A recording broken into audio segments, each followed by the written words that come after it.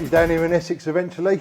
Do you know what? And what a fantastic venue, the gym, the Southend Combat Academy, is it? It's what a cracking venue. You know, Yeah. So have you been down to Essex before in your time? Well, this is the thing, and I'll say this, like, part of my reasons for like doing it with you guys, a Liquid Bullet, what a great outfit you've got, and some of the content you've been putting out there. You know, I'm not really one that watches all the podcasts and everything else, but I've watched a lot of your stuff, and especially the Albert Patrick stuff that you've done recently. I found it fucking fascinating. The reason why I found it so fascinating is two reasons. Now, I don't claim to be the all-seeing eye who knows everything, but, you know, in my past life, I was heavily immersed in the underworld and whatever else. I used to be a market trade when I first left school for a traveller who was from over the Essex way called Philby, God bless his soul.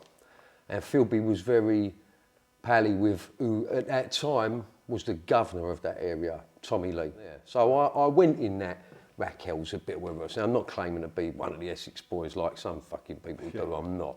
You know, I didn't know Pat Tate, never met him because he would have been in prison at the time. Yeah, I suppose you... I met Tucker. You know, I met Tucker. Phil and Tommy knew him very, very well. This is the thing. It was a bit like fucking bandit country back then. That part of Basildon. There used to be a big car breakers yard there next to the Five Bells pub, and that was like the epicentre of a lot of the travellers and everything else. A lot of the hard people. That's where it was all at. And you had a burger van there that used to be outside the Five Bells pub. Now I'm going back in the early 90s, like 94. This is before the days of all the fucking peri-peri chicken shops and everything else. So of a night, when everyone had finished in Southend or whatever, everyone used to tend to congregate at the burger van and have their cars with their music or whatever else.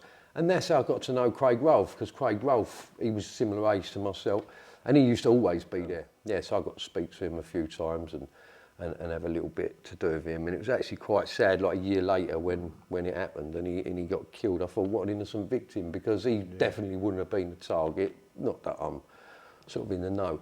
But what I will say about it, and then I ended up getting to know a few of the people involved. You know, I was away with Mickey Beaumont, who's been mentioned. You know, Mickey's a lovely fella. He was fucking nothing to do with it. You know, Pete Corrie. You know, I was away in Belmarsh with Pete Corrie, who was a co-D of Mickey Steele and Jack Womes.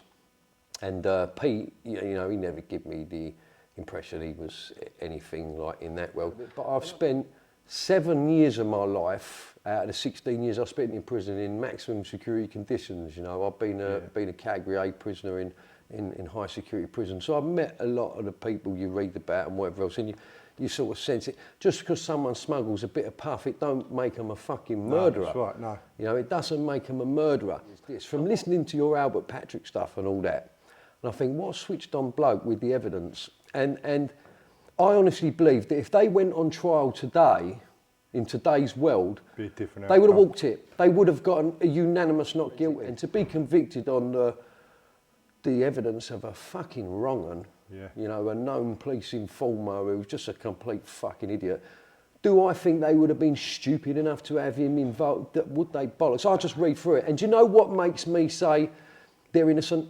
As the biggest thing, what no one seems to have mentioned on any podcast or any sort of thing I've read or anything. When you get a life sentence in this country, there's 2 life sentences in this country. One is called a discretionary life sentence. Now, if you are arrested in this country for murder, there is only one sentence a judge can pass, and that is what's called a mandatory life sentence. They protested their innocence at trial. So they went to trial. The trial judge in that case, for a triple gangland murder where both men pleaded innocence and refused to accept their guilt, because in my opinion they weren't guilty, were then given a 15-year tariff by the judge. That is fucking unheard of. For that trial judge to give them a 15-year tariff says that he didn't believe they were guilty. Yeah. He did not believe they were guilty for a triple gangland murder.